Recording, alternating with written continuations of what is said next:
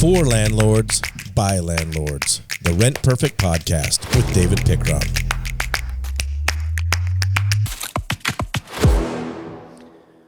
Okay, we are in our 5-part series of the wonderful White House Blueprint for Renters Bill of Rights. Denny, this has been a little comical, the first couple episodes, a little scary in a way.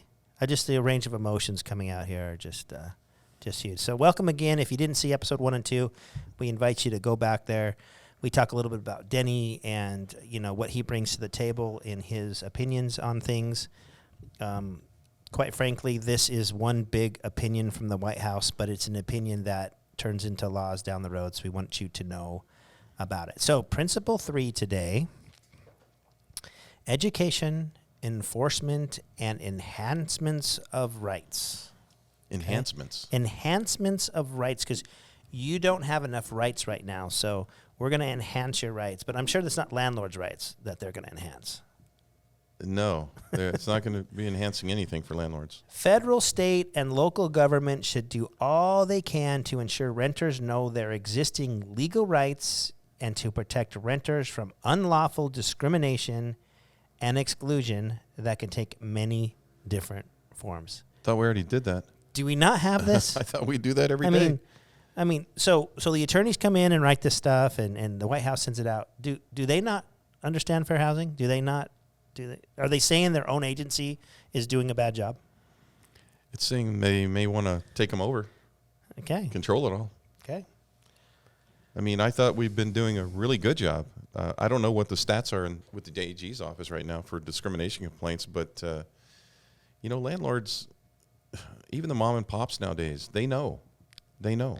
We have gotten the information out. Yeah. They know. Yeah, right?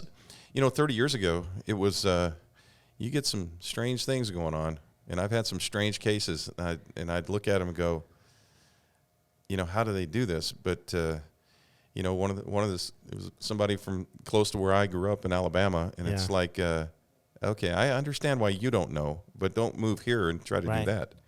But the cases, there are not as many of those weird cases anymore. I mean, there aren't.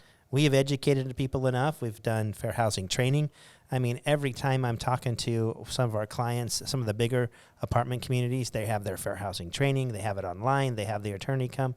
I mean, it is just hard for me to think that this country does not understand this yet. And the people that are, landlords that are involved in single-family homes and renting single-family homes, I find that they used to not be as educated about knowing what to do. Now I find that they're more educated because there's not as much turnover. Yeah, no, absolutely. Absolutely. And there are legal, kind of nonprofits out there that are easy to call. And that can help them, the advocates out there. So here's what sticks out to me in this, okay? So they did add something new I want to talk about. The Fair Housing Act bans discrimination based on race, color, religion, sex, including sexual orientation and gender, it says, in quotes, disability, familial status, national origin. Those are the basics, right? But they want to include practices. Okay, so you include practices that have an unjustified, desperate impact on a protected class. Well, that's what those things you just mentioned are.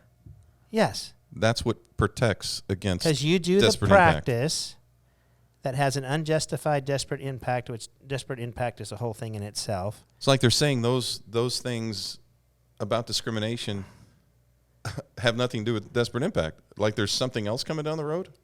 Okay. Not sure. The Fair Housing Act and state and local laws should be expanded. Now, listen, I always love when the government says expanded. Oh, here we go, right? To expressly prohibit discrimination based on source of income. You notice they didn't give a definition of source of income. What does that mean? I have no idea. You have an idea what you think they think it means, right? We think we know what it means, but in the reality is, I'm not real sure what source of income means, only by the definitions that they've given me in other legal laws that I've seen. Yeah, for most of my career, source of income meant where your money's coming from. I mean, you can't discriminate against them for where their money's coming from. For instance, they get paid child support. Right. You can't discriminate them because they're getting child support, and they're not getting all their money from their job, and that's understandable. But I think now they're going a different direction in terms of what this source of income is and how landlords are going to have to deal with it. You know what I'm talking about? Absolutely know what you're talking about. So what they really want now is, since they've already told us there's a lack of housing, there's a lack of low-income housing. Yes. And they want to turn more of our housing into low-income housing. But in order to turn into low-income housing, we have to accept what they call a housing voucher. And we have to then partner with the government, where the government is going to pay the rent. We know as Section 8 housing voucher, okay? So if they can get source of income in on the protected class, and many jurisdictions already have done it around the country, this isn't brand new, then what they're saying is you have to accept a Section 8 housing voucher, okay? You have to partner with the government or you're discriminating. Right, but what happens if, I rent my property for more than the government will pay for Section 8 housing, so how does that work? Well, right now, then, they don't qualify through your criteria, but the camel's nose underneath the tent, you wait. The next thing is going to be you need to lower your rent and take Section 8 housing, in my opinion, where they're going. Well, they want it at 30%. They do. Yeah. And they've told you that. Episode 1, we talked about they want people spending 30% of their income on housing. No more than, anyway. No more than. So, it seems to be crazy, but go back and read that. So, here's my problem. Because, honestly, guaranteeing me rent actually is, I like that. You want to guarantee me that I'm going to get my rent every month as a landlord? I'm in. And how much does that rent cost you for whoever they want to put into your unit? Yeah. But it sounds good in the beginning, and I'm not downing Section 8 housing vouchers. I have clients who are in that business. They say they make a lot of money, but they have the right property for it. Like, they're set up in the right way for it. Here's my issue. My issue isn't if I've got a 2-bedroom and Section 8's willing to pay $1,200 and my rental market rate is $1,200. I'm cool with doing business with the government if that's all, if it stopped there. But it doesn't stop there, right? They then will say, okay, now you're on a government program. Now we get to tell you how to manage your property because you're now coming through a government. I just established this nationwide federal law that now governs me when I do business with the federal government. I just introduced this federal laws hanging over my head that they can tell me lower your rent. They can tell me, whether I can evict somebody or not evict someone. So I don't want to partner with the federal government on my properties because I don't know what's coming down the road. This is coming down the road. Well, for years and years, I would counsel with landlords, and I'd tell them, look, you either opt in or opt out of Section 8 housing. If you're in, then you have to follow the rules. If you're out, you can just follow the typical rules for any other housing. Here, like you say, once they get in, they control. And, there are great Section 8 tenants, and there are some that are not great Section 8 tenants. But it seems like the landlord should get to control that choice. And I can deal with the good tenants, and I can deal with the bad tenants. Like, that's okay. That's part of being a landlord. I can't deal with the federal government. I have no say. They take complete and total control, over the property. They tell you what leases you can use, what notices you can use. And I think at first they'll say, oh, we're a great program. No, we make sure you get rent, and they sell it. But this right here is telling me, stay away from the government right now. Yeah, you have a whole different set of rules and regulations and notices for when something happens on your property regarding a government subsidized tenant that you don't get to choose. Right.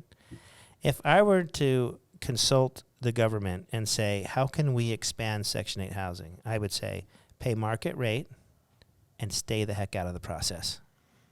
Yeah. And you will get more landlords that take But that's the other side of this Housing coin.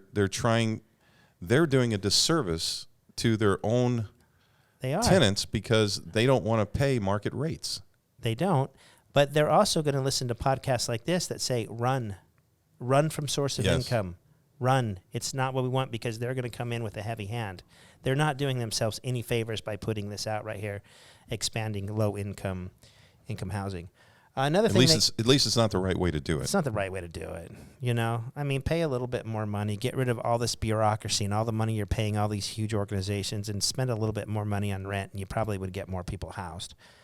Housing providers are required by law to inform applicants for rental housing when they were denied or charged more. Okay, that's a statement that's already there. Why is that important? Well, it does send the message that if you try to avoid what we're doing, we're going to make it hard for you. That's what they're really trying to say. Okay, so they're referring to earlier in the year, Consumer Financial Protection Bureau came out and said, landlords, when you do your adverse action letters, you have to be specific, not just that I did it, not just like that their credit score was low, but what in their score caused you, to say no. Was it they missed their car payment for 2 months in a row? Was it they want you to get super specific about why you're denying somebody.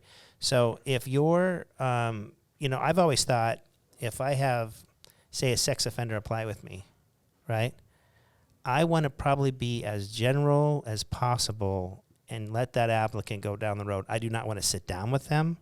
I do not want to get into details about it. I want nothing to do with that. But this is pretty much saying you better lay out the details. And you don't think there's going to be some problems from laying out the details? Hey, you've already been a felon. You've already been in jail for weapons crimes. Let me really piss you off and go over your case with you. I mean, it's just it's an interesting process. Their whole thinking is if we tell them the specifics, then they'll go get it cleaned up. That's what their intentions are here. I don't think it works that way. Okay. To this day, millions of renters experience discrimination in the housing market annually, although a large share never report it. How do they know? I know. How do they know that? No one ever tells us this, but there's a lot of this stuff going on. I mean, give me a break. If that stuff's going on, aren't they? Isn't the government following suit against them? Aren't they in the AG's office? Is that where the stats come from? Yeah. How can you make that statement? To this day, millions of renters experience discrimination in the housing market, although a large share never report it. It's just a statement. It's just pull it out of thin air. We don't know that. This is what frustrates me. Is there some kind of a test that people take, or some kind of place where you go online and say, hey, I didn't want to report this, but I'm reporting it. How else did it get reported? Yeah. Yeah, I don't know. To say I felt discriminated against and to prove discrimination, I guess, is two different things. I guess people can feel discriminated against because we can't control how they feel. But you don't report it? But to prove it is another thing. Okay. And don't report it to who? It's bothersome. Okay, so you asked me what source of income was a little while ago. Now I'm going to tell you what they're going to say source of income is, okay? Source of income discrimination is the practice of not renting to a household or withholding property services, facilities, or privileges based on the source of income of the individual, which can include a housing choice voucher. So they specifically mentioned that they didn't go child support. Mm-hmm. They're like housing choice voucher. That's what's on their mind. Other forms of housing subsidy or non-wage income sources such as alimony or child support. See, for years, we always said, we don't care where you get your money from. If you can show us that you're getting money from whatever source, I don't care. And you can meet the criteria for the ratio for income, hey, we're good. This is saying we don't care about that anymore. What we care about is you have to take this money where it's coming from the government. Right. That it's not really source of income. It's choice of income. And that's a great point. Yeah. That's a really good point. Other forms of housing subsidy. What would be that? Could be any number of things where you get money from other organizations that help you with your housing. And is that usually a one-time subsidy, though, or is that a continual monthly subsidy? I mean, source of income, as we as landlords want to know every month what's coming in. If on the first month you're going to have a subsidy that helps you pay your move-in fees, I want to know in month 2 and month 3 that you still have income coming in. So how would I take that into consideration if it's a one-time temporary subsidy? If it's a government, we don't care about how you think about it as a landlord. It's only about how we think about it to help the tenant. Right. And everybody wants to see tenants get help. Who wouldn't want a family, an individual, to have a good place to live? Right. But at what point does a landlord get to say, I'm not dealing with this? Well, apparently, if this goes through, a landlord does not get to say that. Okay, and what if a church comes out and says, we're going to give them $400 a month towards our housing subsidy. We don't know how long we're going to give that. We don't know in month 2 if we're going to pull that back. And but you're not renting to the church, right? Their church isn't on the line renting with them. They just claim they're going to give them a temporary subsidy. That's going to be difficult for landlords to kind of figure out if this person can really afford. Well, when all the stakeholders get around the table, they're going to have to come up with these details, and it's going to have to be very specific, or else, both sides could argue either way. So they're going to have to deal with this in a much more decisive way. Okay. These are just things I'm pointing out that I'm not really sure how we're going to deal with yet. So I guess we'll wait for further knowledge from the Almighty above that tells us.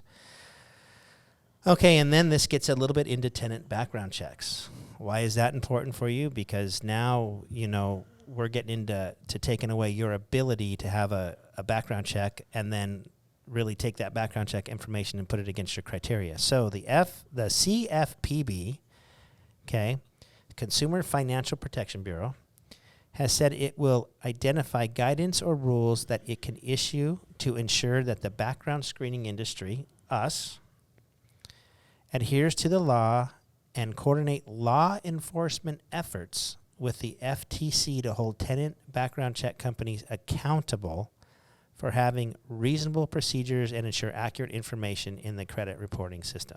And those procedures are already online. They already have to be followed. Okay. What do you think about this? And coordinate law enforcement efforts. Yeah. So what I hear them saying is that if now, not only do you have to do that, and you always have had to do that. Right. Now, if you don't do it, we're going to have law enforcement involved. So is it a criminal That's what it's sounding like. act now? That's where they're going. Or else why would they say that? Why would you say law enforcement is going to be involved? A law enforcement effort. We are now gonna. Yeah, if your reports, your credit reports aren't right, we're going to hold you criminally responsible. Why else would you say that? That is crazy. Is there any other industry where they say we are sending law enforcement your way? What better way to have everybody jump out and control the whole thing? Oh my goodness. There's a little warning right there for us. Yeah. Law enforcement. This is kind of the flavor of the whole thing is we're taking over. And you better not say anything or we're coming after you. Not the America we want to have here. We're not trying to scare people. We're just talking about this because this isn't real yet, but it's ugly. It just shows you who's making these rules. I mean, you're in a committee and someone's got to raise their hand and go, what do you mean by law enforcement efforts here? I mean, they just, passed a law, 78,000 new IRS agents, I think. Did we get that killed yet or not? Do you know I'm not sure if it's dead yet. But it's just enforcement where the government is coming after you Congress isn't going to pay for it. Okay. But, that goes to the saying of, there are lots of well-intentioned, good people that want to see that other good people are taken care of with somebody else's money. Oh, my goodness. Okay. HUD will also release guidance addressing the use of tenant screening. Okay. HUD will also release guidance. I'm so glad that they're going to let us know, because we don't know, addressing the use of tenant screening algorithms in ways that may violate the Fair Housing Act. I'm so glad HUD is going to address the use of algorithms. Yeah, HUD's going to jump in now to being a credit reporting agency. Okay, so you're saying, what is an algorithm? This is a FICO score. This is a credit score that makes it easy for landlords to get an idea whether someone, is trustworthy and responsible and pays their bills.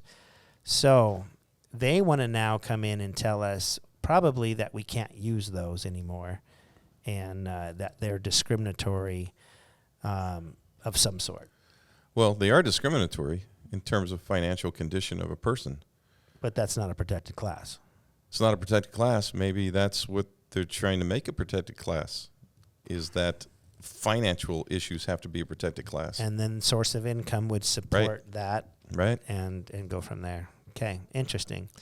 In a lot of jurisdictions how they're going after criminal backgrounds, and you can't use criminal backgrounds in your assessment for someone to rent a unit.